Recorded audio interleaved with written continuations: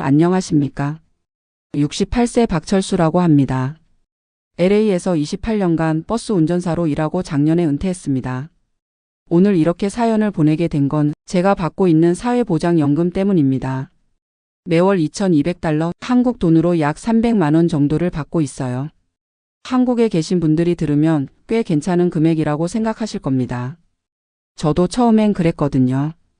28년 동안 성실히 일한 대가라고 생각했습니다. 하지만 막상 이 돈으로 미국에서 살아보니 이게 축복인지 저주인지 모르겠어요. 그래서 양날의 검이라는 표현을 쓴 겁니다. 먼저 제가 어떻게 미국에 오게 되었는지부터 말씀드리겠습니다. 1978년 제가 24살이었을 때입니다.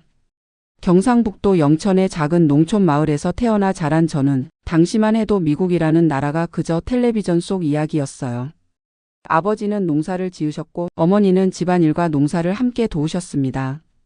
형제는 저를 포함해서 5이었는데 저는 셋째였어요. 그 시절 농촌은 정말 가난했습니다.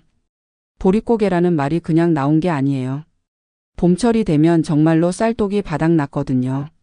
어머니가 보리죽을 끓여주시면 그게 하루 종일 먹는 전부였던 적도 많았습니다. 고등학교를 겨우 졸업하고 저는 대구로 나와서 공장에 취직했어요. 방직 공장이었는데 하루 12시간씩 일해도 월급은 한 달에 3만 원이 채 안 되었습니다. 그런데 1978년 어느 날 같은 공장에서 일하던 형이 저에게 말하더라고요. 미국에 친척이 있으니까 초청장을 받아서 이민을 가자고. 처음에는 믿기지 않았어요. 미국이라니 그런 먼 나라에 제가 갈 수 있다고요? 하지만 형이 보여준 편지를 보니까 정말이더라고요. LA에 사시는 먼 친척분이 젊은 사람들 초청해서 데려올 수 있다고 하신 거예요. 그때 저는 한 가지 결심을 했습니다. 이 기회를 놓치면 평생 후회할 것 같다고. 부모님께 말씀드렸을 때 아버지는 한참 동안 말씀이 없으셨어요. 그러시더니 철수야, 내가 결정한 일이면 아버지는 따르겠다. 다만 미국 가서도 우리 집안 망신시키지는 말아라. 이렇게 말씀하셨습니다. 어머니는 밤새 우셨어요. 언제 다시 볼지도 모르는데 어떻게 보내냐고 하시면서. 그렇게 1979년 3월 저는 김포공항에서 처음으로 비행기를 탔습니다. 평생 버스도 몇 번 타보지 못했던 제가 하늘을 날아서 지구 반대편으로 가는 거였어요. 14시간을 날아서 LA 공항에 내렸을 때 정말 다른 세상에 온 것 같았습니다. 공항 자체가 우리 동네 전체보다 더 컸거든요. 친척분이 마중 나와주셨는데 차를 타고 가면서 보는 LA의 풍경은 충격 그 자체였어요. 고속도로가 이렇게 넓고 차들이 이렇게 많고 건물들이 이렇게 높을 줄 몰랐거든요. 처음 일주일은 정말 힘들었습니다. 영어는 물론 한마디도 못했고 음식도 입에 맞지 않았어요. 특히 우유 냄새가 나는 빵을 먹으려니까 속이 뒤집어질 것 같더라고요. 그래도 친척분이 코리아타운으로 데려가 주셔서 한국 음식을 먹을 수 있었을 때는 정말 눈물이 났어요. 김치찌개 한 그릇이 이렇게 그리울 줄 몰랐거든요. 일자리를 구하는 것도 쉽지 않았습니다. 영어를 못하니까 할 수 있는 일이 제한적이었어요. 처음에는 한인 식당에서 설거지부터 시작했어요. 하루 10시간씩 일해도 월급은 $300였습니다. 그 당시 환율로 계산하면 한국 돈으로 15만 원 정도였는데 한국에서 받던 월급의 5배가 넘었어요. 그래서 역시 미국이구나 하고 생각했습니다. 하지만 생활비를 빼고 나면 남는 게 별로 없더라고요. 방 하나 얻는데도 $150가 들었고 음식과 교통비까지 합치면 거의 다 나갔어요. 그래도 한국에 계신 부모님께 한 달에 $50씩은 보내드렸습니다. 그게 제가 할 수 있는 최소한의 효도였거든요. 1981년 저는 운명적인 만남을 했습니다. 같은 아파트에 살던 한국 아가씨와 사랑에 빠진 거예요. 지금의 아내인 영숙이었습니다. 영숙이는 저보다 2살 어렸는데 부산에서 온 분이었어요. 역시 가족 초청으로 미국에 온 케이스였죠. 영숙이를 만나고 나서 제 인생이 달라졌습니다. 이제 정말로 미국에서 뿌리를 내리고 살아야겠다는 생각이 들었거든요. 그러려면 더 안정적인 직업을 가져야 했어요. 그때 영숙이 언니가 조언을 해주셨어요. 철수야, 버스 운전사는 어때? 정부에서 하는 일이니까 안정적이고 연금도 나온다고 하던데. 버스 운전사라. 한국에서는 생각해본 적도 없던 직업이었어요. 하지만 미국에서는 꽤 괜찮은 직업이라고 하더라고요. 문제는 영어였습니다. 버스 운전사가 되려면 필기시험도 봐야 하고 승객들과 대화도 할 수 있어야 했거든요. 그래서 1982년부터 본격적으로 영어 공부를 시작했어요. 낮에는 식당에서 일하고 밤에는 성인 학교에 가서 영어를 배웠습니다. 주말에는 영숙이가 제 영어 선생님이 되어줬어요. 2년 동안 정말 죽도록 공부했습니다. 영어 단어를 외우느라 새벽 3시까지 앉아있는 날이 태반이었어요. 손바닥에 영어 단어를 적어놓고 외우기도 했고요. 1984년 드디어 LA 메트로에서 버스 운전사 시험을 봤습니다. 필기시험을 통과하고 실기시험도 간신히 통과했어요. 그때 면접관이 저에게 물어봤거든요. 왜 버스 운전사가 되고 싶으냐고. 저는 서툰 영어로 이렇게 대답했어요. I want to serve the community unity and support my family. 지역사회에 기여하고 가족을 부양하고 싶다고. 면접관이 제 대답을 듣고 고개를 끄덕이더라고요. 그리고 일주일 후에 합격 통지서가 왔습니다. 1984년 9월 1일 제가 처음으로 LA 메트로 버스를 운전한 날입니다. 28년간의 버스 운전사 생활이 시작된 거예요. 처음엔 정말 힘들었습니다. LA 시내 곳곳을 다니려면 길을 완벽하게 알아야 했는데 그게 쉽지 않았어요. 특히 할리우드, 다운타운 같은 복잡한 지역은 악몽이었습니다. 승객들도 다양했어요. 백인, 흑인, 히스패닉, 아시아인. 정말 여러 인종의 사람들이 제 버스를 타고 내렸습니다. 가끔은 술 취한 사람들이 시비를 걸기도 했고 정신적으로 문제가 있어 보이는 분들이 소리를 지르기도 했어요. 하지만 대부분의 승객들은 친절했습니다. 특히 노인분들이 제게 고마워할 때가 많았어요. 생크 유 드라이버라고 인사를 해주시면 정말 뿌듯했거든요. 1985년에는 영숙이와 결혼을 했습니다. 코리아타운에 있는 작은 교회에서 간단하게 식을 올렸어요. 신혼살림은 월세 $400짜리 원룸이었습니다. 1987년에 첫째 아들 민수가 태어났고 1989년에 둘째 아들 진수가 태어났어요. 아이들이 태어나니까 책임감이 더 무거워졌습니다. 이제 정말로 열심히 살아야겠다는 생각이 들었어요. 버스 운전사 일은 생각보다 체력적으로 힘들었습니다.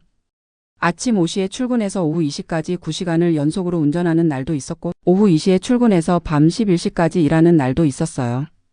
교대 근무라서 생활 패턴이 일정하지 않았거든요. 가족들과 함께 보내는 시간도 많지 않았고요. 그래도 월급은 나쁘지 않았어요. 1980년대 말 기준으로 월 $2,800 정도 받았는데 당시로서는 중산층 수준이었습니다.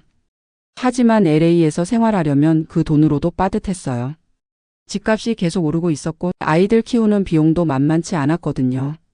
1990년에는 작은 집을 하나 샀습니다. 코리아타운에서 조금 떨어진 곳에 있는 2베드룸 집이었어요. 가격이 $18만 당시로서는 엄청난 큰 돈이었습니다. 다운페이먼트로 $36,000를 내야 했는데 그 돈을 모으느라 3년 동안 정말 열심히 절약했어요. 외식은 거의 하지 않았고 옷도 필요한 것만 샀고 여행도 가지 않았습니다. 하지만 집을 사고 나니까 마음이 놓였어요. 이제 정말로 미국에 정착했다는 느낌이 들었거든요. 아이들이 자라면서 교육비 부담도 커졌습니다. 민수와 진수 모두 똑똑했는데 대학에 보내려면 돈이 많이 필요했어요. 그래서 저는 더 열심히 일했습니다. 주말에는 오버타임을 하고 휴일에도 나와서 일했어요. 때로는 하루에 12시간씩 일하는 날도 있었습니다. LA 폭동이 일어났던 1992년은 정말 힘든 해였어요. 코리아타운이 큰 피해를 입었는데 저희 집도 그 근처에 있어서 무서웠거든요. 그 당시에는 버스 운행도 많이 중단되었고 시내 곳곳이 아수라장이었어요. 한인들에 대한 시선도 좋지 않았고요. 그때 정말로 한국으로 돌아갈까 생각도 했습니다. 하지만 아이들을 생각하니까 그럴 수는 없었어요. 민수는 이미 초등학교에 다니고 있었고 진수도 유치원에 다니고 있었거든요. 1990년대 중반부터는 조금씩 생활이 안정되기 시작했어요. 집값도 오르고 있었고 제 월급도 조금씩 인상되었거든요. 하지만 2000년대 들어서면서 새로운 문제가 생겼습니다. 허리와 어깨가 아프기 시작한 거예요. 하루 종일 앉아서 운전을 하다 보니까 몸이 망가지기 시작했습니다. 특히 2005년부터는 무릎도 아프기 시작했어요. 브레이크를 밟고 클러치를 조작하는 동작을 하루에 수백 번씩 반복하다 보니까 무릎 연골이 다른 거였습니다. 병원에 가보니까 의사가 수술을 권하더라고요. 하지만 수술을 받으면 몇 달 동안 일을 못하게 되니까 그냥 참고 일했어요. 2008년 금융위기 때는 정말 힘들었습니다. LA 메트로 예산도 삭감되었고 오버타임 기회도 줄어들었어요. 집값은 떨어지고 생활비는 계속 오르고. 그래도 다행히 정부 기관이다 보니까 해고되지는 않았어요. 주변에 있던 많은 한인분들이 일자리를 잃었는데 저는 그래도 안정적으로 일할 수 있었거든요. 민수는 2005년에 USC에 입학했고 진수는 2007년에 UCLA에 입학했어요.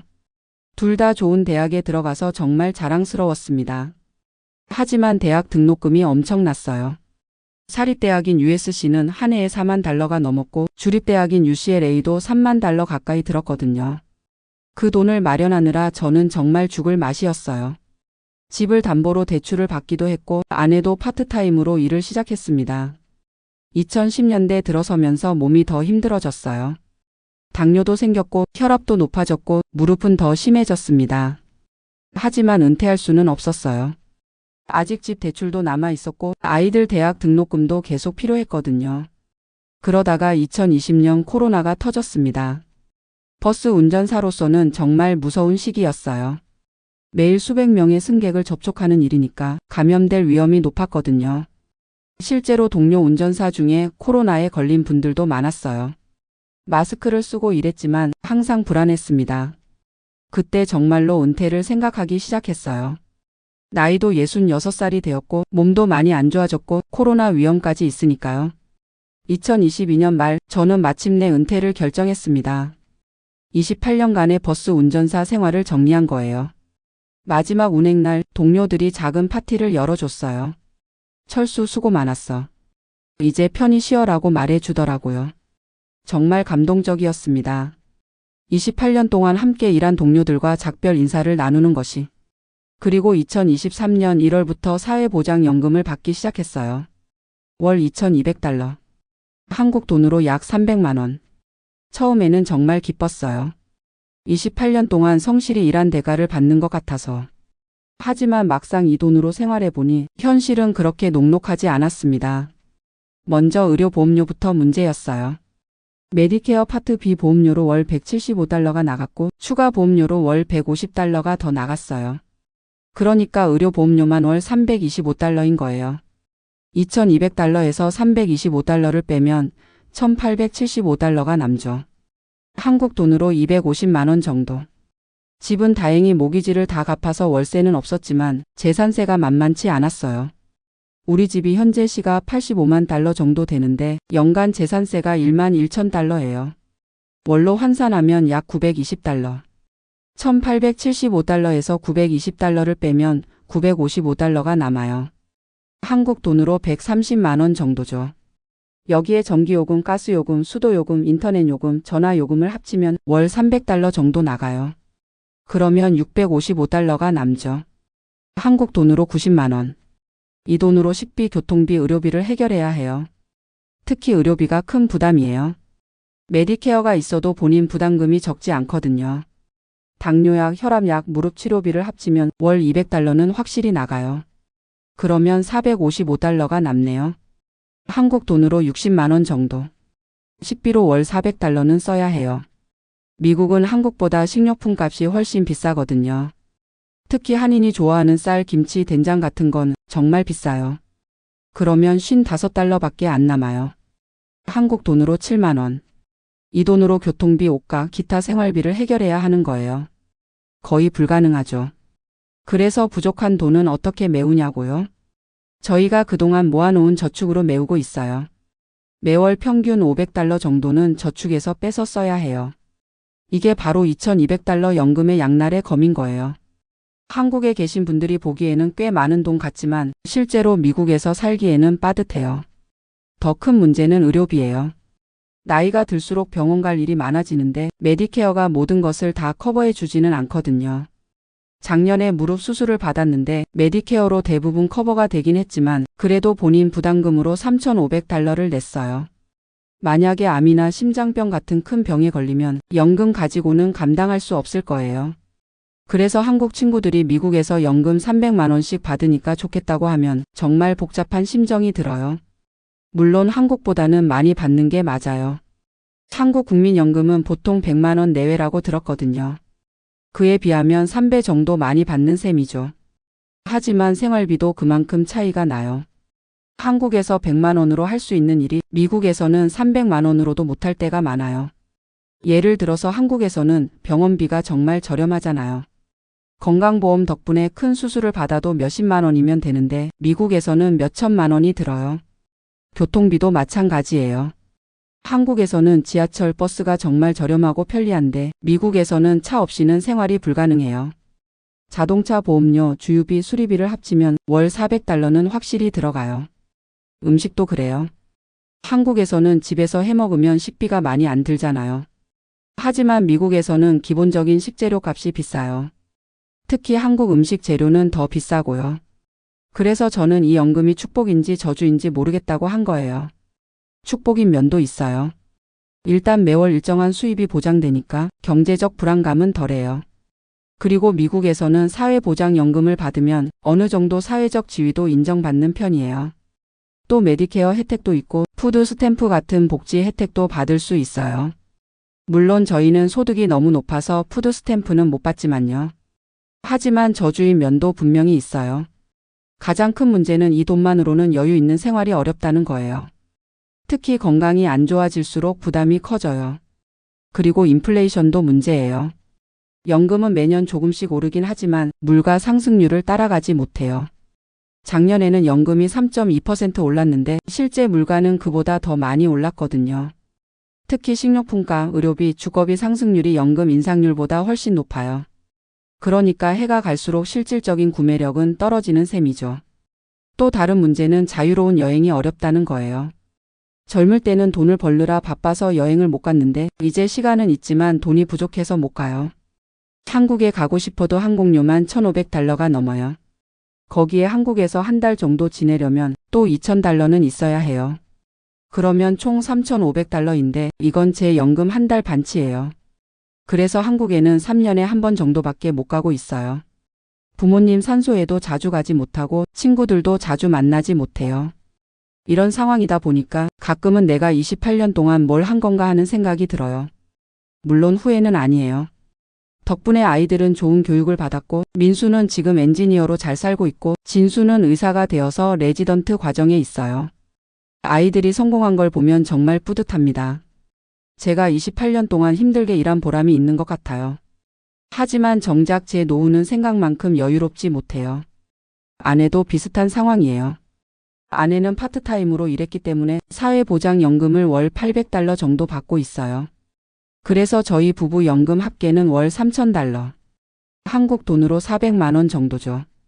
이 정도면 그럭저럭 살만하다고 생각하실 수도 있지만 실상은 그렇지 않아요. 특히 요즘처럼 인플레이션이 심할 때는 더 힘들어요. 가스값만 해도 작년에 비해 50%나 올랐고 전기요금도 30% 올랐어요. 식료품 값은 더 심해요. 저희가 자주 사던 쌀이 50파운드에 25달러였는데 지금은 35달러예요.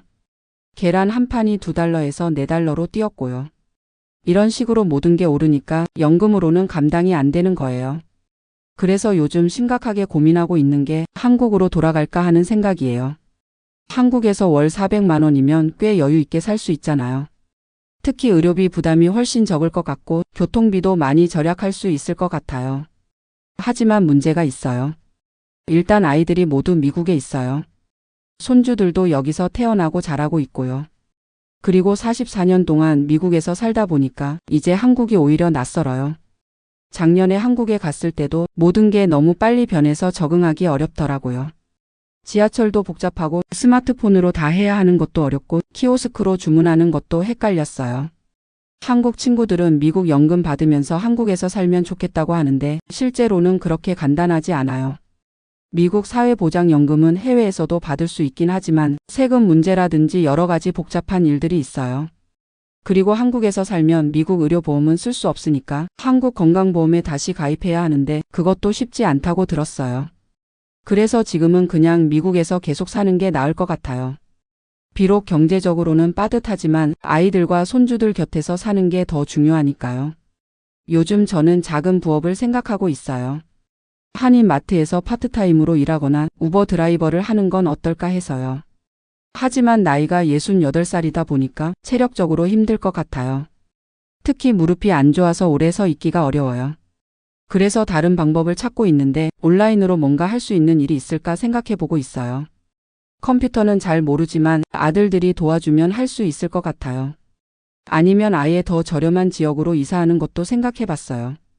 LA는 생활비가 너무 비싸니까 텍사스나 플로리다 같은 곳으로 가면 어떨까 해서요. 하지만 그것도 쉽지 않아요. 40년 넘게 살던 곳을 떠나는 게 쉬운 일이 아니거든요. 그리고 새로운 곳에서 의사를 다시 찾고 모든 걸 새로 시작하는 것도 부담스러워요. 결국 지금 상황에서 최선을 다하는 수밖에 없는 것 같아요. 그래도 감사한 마음을 잃지 않으려고 노력해요. 28년 동안 큰 사고 없이 일할 수 있었던 것도 감사하고 건강하게 은퇴할 수 있었던 것도 감사하고 아이들이 잘 자란 것도 감사해요. 무엇보다 미국에서 꿈을 이룰 수 있었던 것이 감사해요. 비록 지금은 경제적으로 어렵지만 그래도 한국에서 농사짓던 아버지의 아들이 미국에서 28년 동안 정부 직원으로 일할 수 있었던 건 분명히 기적 같은 일이잖아요. 앞으로도 건강만 허락한다면 뭔가 사회에 도움이 되는 일을 하고 싶어요. 교회에서 봉사활동도 하고 한인 커뮤니티를 위해서도 뭔가 기여하고 싶고요. 연금이 양날의 검이긴 하지만 그래도 이만하면 괜찮다고 생각해요. 완벽하지는 않지만 최소한의 안전망은 있으니까요. 한국에 계신 분들 중에서도 미국 이민을 생각하시는 분들이 있을 텐데 제 경험상 말씀드리면 이민은 정말 신중하게 결정하셔야 해요. 특히 나이가 많으시거나 자녀분들이 있으시면 더욱 신중하셔야 해요. 미국이 기회의 땅인 건 맞지만 그만큼 힘든 점도 많거든요. 언어 문제, 문화 차이, 경제적 부담. 이런 것들을 다 감안하셔야 해요. 그리고 연금도 생각하셔야 해요. 미국 사회보장연금을 받으려면 최소 10년은 일해야 하는데 그 10년이 쉽지 않아요. 특히 50대 이후에 이민 오시면 언어 문제 때문에 좋은 직장 구하기가 어려워요. 하지만 젊으시고 의지가 있으시다면 충분히 도전해 볼 만해요. 저처럼 시골에서 온 사람도 해냈으니까 여러분도 할 수 있을 거예요. 중요한 건 포기하지 않는 마음이에요. 저도 처음에 영어가 안 될 때 수없이 포기하고 싶었어요. 하지만 가족을 생각하니까 참을 수 있었어요. 그리고 항상 감사하는 마음을 가지세요. 힘들어도 그래도 이만하면 다행이다라고 생각하시면 마음이 훨씬 편해져요. 저도 연금이 부족하긴 하지만 그래도 매월 나오는 돈이 있다는 것 자체가 감사해요. 건강보험도 있고 지붕 덮인 집도 있고 사랑하는 가족도 있고 이 정도면 충분히 행복한 거 아닐까요? 마지막으로 하고 싶은 말씀은 인생은 결과보다 과정이 더 중요하다는 거예요. 제가 28년 동안 버스를 운전하면서 수많은 사람들을 만났어요. 그분들의 삶의 이야기를 들으면서 많은 걸 배웠어요. 모두가 각자의 사정과 어려움을 가지고 살아가고 있더라고요. 그래서 서로 이해하고 도우며 살아야 한다는 걸 깨달았어요. 제 연금이 양날의 검이긴 하지만 그래도 저는 제 인생에 만족해요. 완벽하지는 않지만 나름대로 최선을 다해서 살았으니까요. 앞으로 남은 인생도 그렇게 살아가려고 해요. 건강하게, 감사하게, 그리고 의미 있게. 긴 글 읽어주셔서 감사합니다. 여러분도 각자의 자리에서 행복하시길 바랍니다.